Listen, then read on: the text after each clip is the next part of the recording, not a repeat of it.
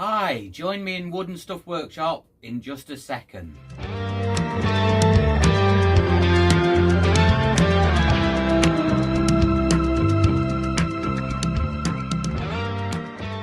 So, in the last video I made this weather vane, and only a couple of days later there was gales late on the night. So I woke up and this was the result. So it was just laid there on top of the shed roof. So luckily it hadn't blown away anywhere, but it hadn't broke it. All it had done is pulled out the bearing, because I'd put the bearing in the wood at the top in the oak piece and then screwed it to try and clamp it, but obviously the wind was too strong for it, for the clamping pressure on there. So what I've done now is this. I've just put some metal brackets going over the top, holding the bearing, so if the bearing's trying to pull out, they're holding it in. So hopefully it'll be okay, but it's still windy at the moment. We've had days of wind, but we'll see how it goes anyway. At least it didn't break it. So what I'm going to do in here, I'm going to get on with my daughter and her boyfriend's table. So I've got this scaffolding board here, so let's get on with this.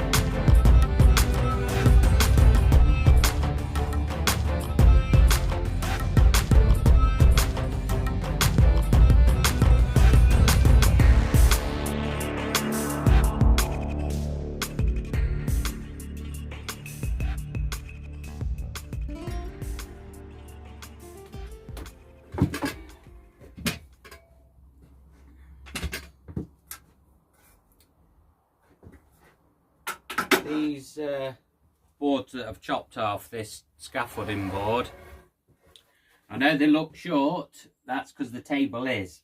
It's only going to be about 900 by 900. But I'm leaving them rough like that for now, because this is like a new scaffolding board. Not like a new scaffolding board, it is a new scaffolding board. It hasn't got the wear that a normal, reclaimed one's got.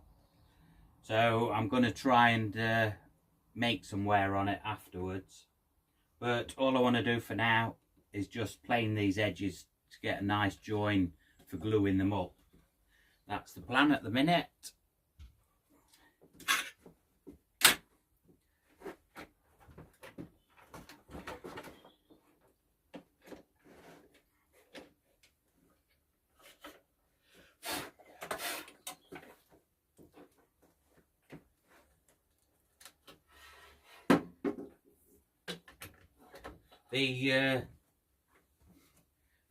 This board isn't as dry as I'd like, moisture contents wise, but I can't wait any longer. It's had 2 or 3 weeks and need to get on with it, but hopefully it should be all right by the time it goes into their house.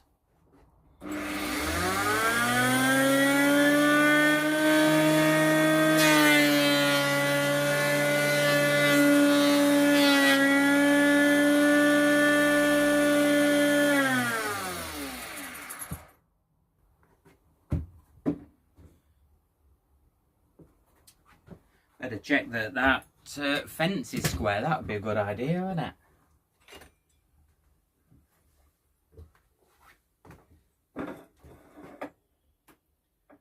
and it is not. It's a good idea to check your fence first. I must have knocked that out of square the last time I used it.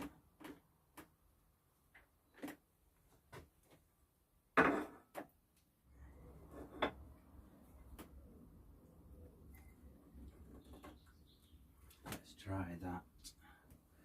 Just pull the plug out and just check that it, because this fence, the bottom of it's very close to the blades down here. It's only cheap surface planer. Right, that's okay. Right, this should work a bit better.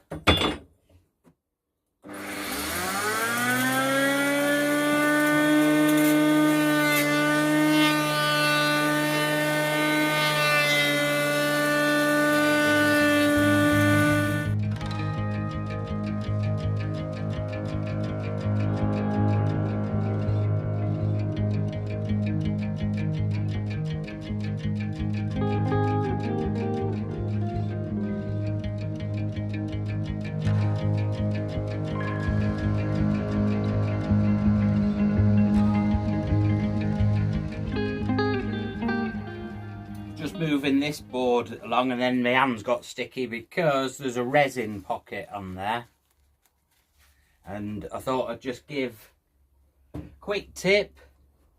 A lot of people will have different ways of fetching it off, but if you get resin on your hands it can be a real pain.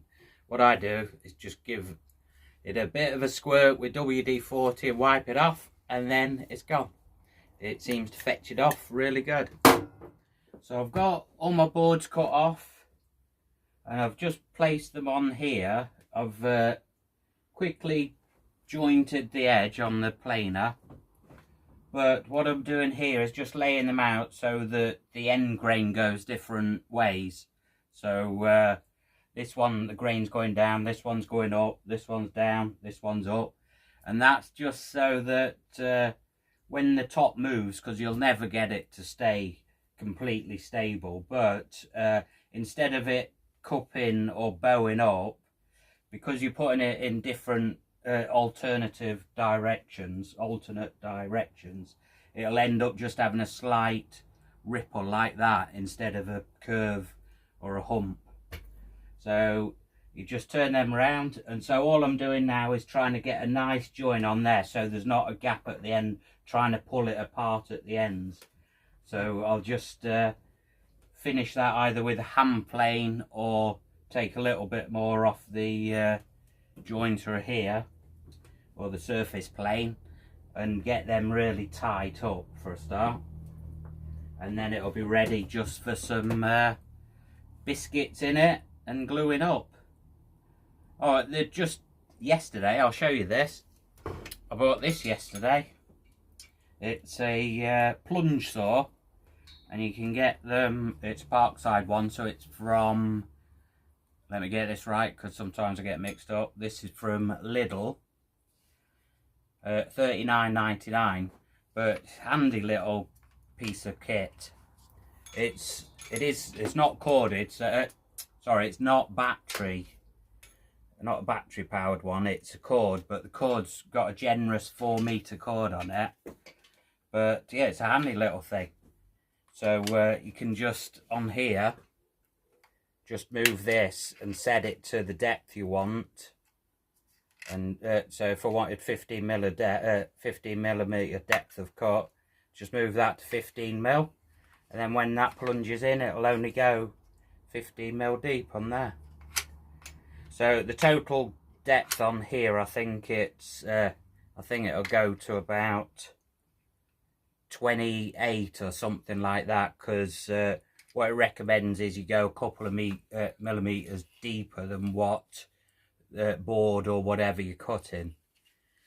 And so this will do, you know, most board sizes. It could go up to, so you can do a 25 mil board if you wanted, or 25 mil piece of wood.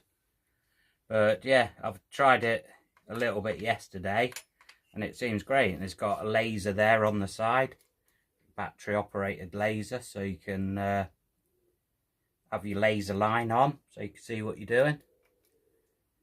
But yeah, it's good. And it comes with that tungsten carbide tip blade that's in it at the moment, and then it comes with a diamond cutting blade for cutting stone and tiles, and it comes with 2 little high-speed steel wood blades, but I don't know if they'll be any good. You know, they look a bit naff to me, but this is good. You know, this is okay. So yeah, you can cut wood with them, and plastic, and tiles and stuff like that. But yeah, I think that's a handy little bit of kit for that price anyway. And like I say, I'm not bothered about it having cord on, because it would only really get used in and around here, so I'll always have power. But yeah, that's good. That'll come in handy for bits and bobs. Right, I'll get these done and then we'll get this glued up.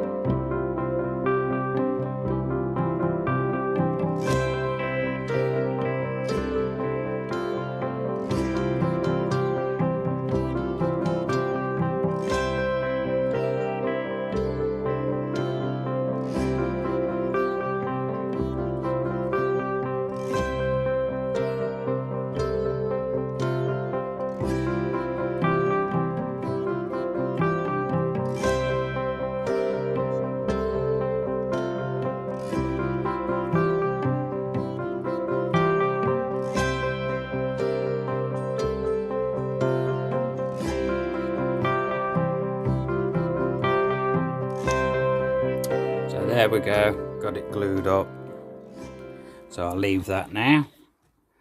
I use these clamps just to pull it up tight to the other clamps, to the sash clamps, so that's all nice and straight. And usually I wipe off the glue with the wet rag, but I'm not bothered on this because this is the underneath at the minute, but it's the same, got glue on the other side as well. But all I'll be doing is hacking that off with a chisel or a plane or something, because it's going to be made rough anyway, the all this tabletop, so I don't mind hacking about at it. When they planed this scaffolding board down, the planer must have been set a bit funny, or they must have had problems with it, because it's left a big planing mark step on there, and on there, that's a step. This is a step on the planer. So I'll have to fetch that out so it's not obvious, but then like I say, I'll be making it rough, but obviously I don't want a planer step on it. So yeah, we'll leave that gluing. That should be okay there. Another thing I bought a while ago, this was what was this, a couple of weeks ago. I got this because I'm wondering whether it'll help when I do the roof, when I put them little bits of metal sheet in that I got. I'm wondering whether this nibbler can nibble through. I thought I'd get it just in case, because if it is any good, it'll save me loads of grinding, using the little angle grinder to cut the metal sheets, the metal corrugated sheets. Because like I say, I've got a bit of, so on the roof, I've got corrugated, second-hand corrugated sheet in most of the way, and then just at the end, there's a bit that never got done. It's just got a bit of plastic on it at the minute, polycarbonate plastic. And I'm going to use the sheets that were given to me, that I got free, to finish that off. So it's going to be that at the end of it for now. I was thinking about taking the whole roof off and starting again, but that's quite a massive job for now, you know, even in the summer. So I think I'll leave it for now. I'll do that end and see how good it works. So on this table, it's just a little square table. I'm going, sorry if I'm making you seasick, let's go a bit steadier. I'm going to be using, I've got some metal legs there that I saved from something years ago, and they're pretty substantial. That's what's going to be going on there. So I'm going to have to make these holes in the end slots so that they can move, so the wood can move about. So it's going to have them legs, 4 legs, but I'm also going to put on side rails, side and end rails. So I'm going to cut some probably out of these, I'll see, because I've got some big long pallet wood in the shed at the other side of this workshop. I'm going to have like side rails and end rails underneath the tabletop, because like you could really, if the tabletop stayed pretty stable, you could just screw them legs on and leave it. But I'm going to have so this is the underneath, so I'm going to have a square that is sides and ends. Well, actually it's nearly a square, because I've planed these sides off. This is only about 10mm shorter this way than it is lengthways, but it's going to have the frame around the sides that will have stretcher plates fitted to. So has an angle plate. Hang on, I think I've got them here. So yeah, these are the stretcher plates. So like on a normal farmhouse table, you would have the sides and the ends going mortised into the table legs, the farmhouse table legs, and then you would have these stretcher plates, so fitted on the insides of the rails so you don't see them. So that would obviously they're deeper than that, but that would be the end rail under the table. These stretcher plates would be fitted on the inside, and what you do with these is they've just got screwed in there with normal holes, but on here there's slots, look, and you put it so that your slot is going that way across where the shrinkage is going to be. So this is going to shrink not lengthways, it's going to shrink widthways, because if you had just a hole like that screwed into there and it's got nowhere to go, it could easily split your wood. Right, what's the time? Let's have a look. Oh, it's getting on a bit now, so I think that's going to be it. I know it's a short one again, but I've been doing loads of other jobs, but hopefully I'll be back in here a lot of time now, on a night or at a weekend. But I'll catch you next time. So I'm just going to clear up and get packed up and locked up and then go for my tea. So thank you very much for watching, and if you haven't already subscribed, if you could hit the subscribe button, that would be brilliant. And if you like the video, give us a thumbs up. Whoa, I'm being summoned. So yeah, I'll see you next time. If you want to keep up to date with the videos, if you hit the bell, you'll keep seeing every time I post a video. So thanks a lot. I'll see you next time. Take care.